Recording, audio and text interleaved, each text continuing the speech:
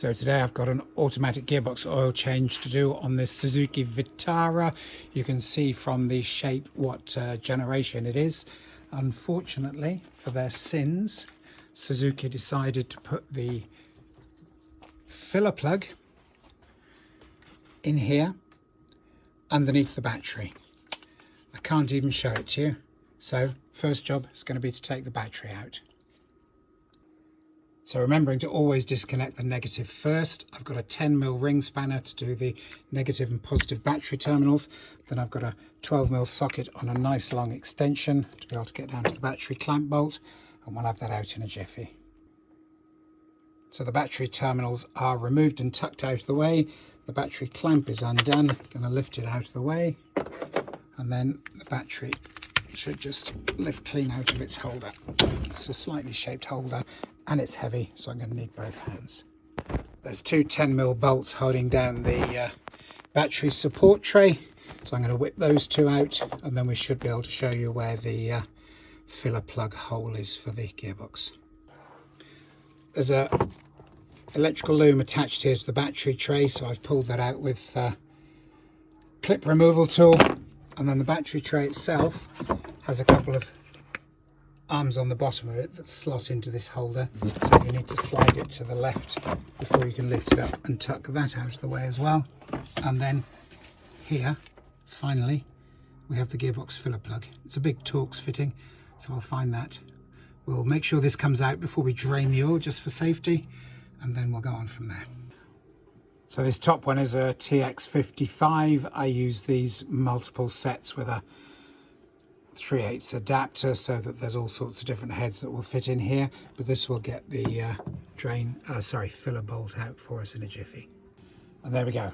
The filler plug is out, so that we can now go and drain underneath, and then we can put back in the top here the same amount that we take out the bottom. So here underneath by this lower gearbox mounting is the drain plug. We'll pull that out, measure how much oil comes out, and we'll put back in exactly the same amount. There's a train of thought that says we should try and empty the torque converter on an automatic gearbox, but that's almost impossible to do, so the best way to do that is just to change the oil a couple of times, and all the new oil flushes out the old oil and it comes out on the second change. So it's the Torx 40 bit that I'm going to use to pull out the drain plug. Yep, that's good. So here comes the oil, rather slowly. It's not too bad a colour, but it's been in there for 120,000 kilometres, so definitely worth changing. I've got a graduated container here with a funnel on top to catch oil as it goes in. When it's finished draining, we can see how much there is, and then we can go back to the top, put back in as much as we take out, and all is good.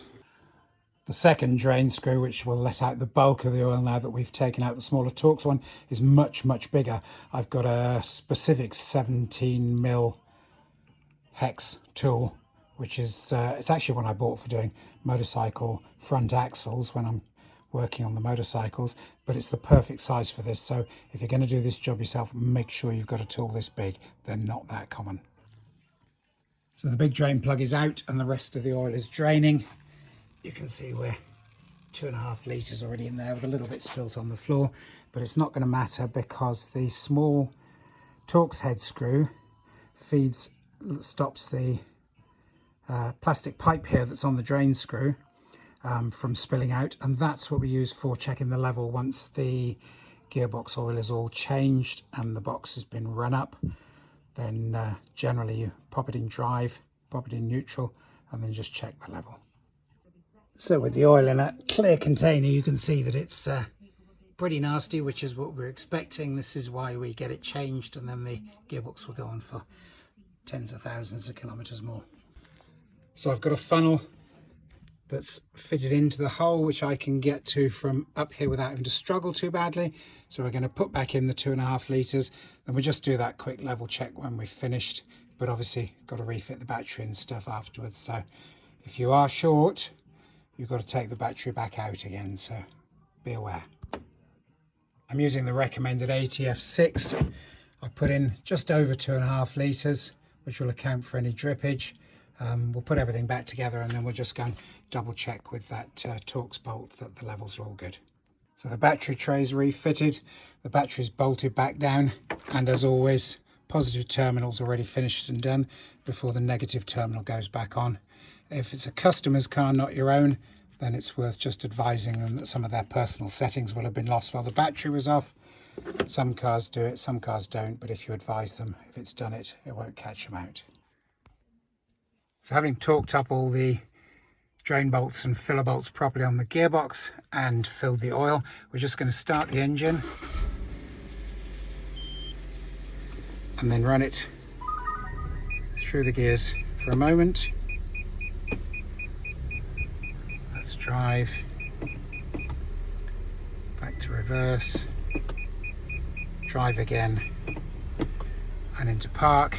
And then I'm not going to bore you with waiting for the ramp to go up, but what you need to do is go back underneath the car, take out the small Torx screw, and if there's a dribble of oil coming out, then just let it go, and then when it stops you can put the drain plug back in, or rather the level plug back in.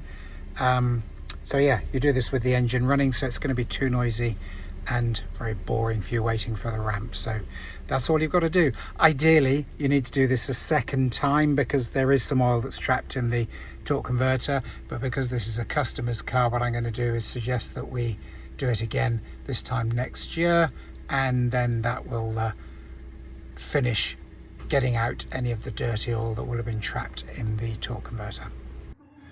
So I've done all the checks, turn this back off again so you can actually hear me underneath here, and all was well. I'm just going to spray some degreaser around where I've been working to get rid of those few drips, just making sure there's nothing else coming out other than what was released when we took the drain plugs out, and all is well. This is ready to go back.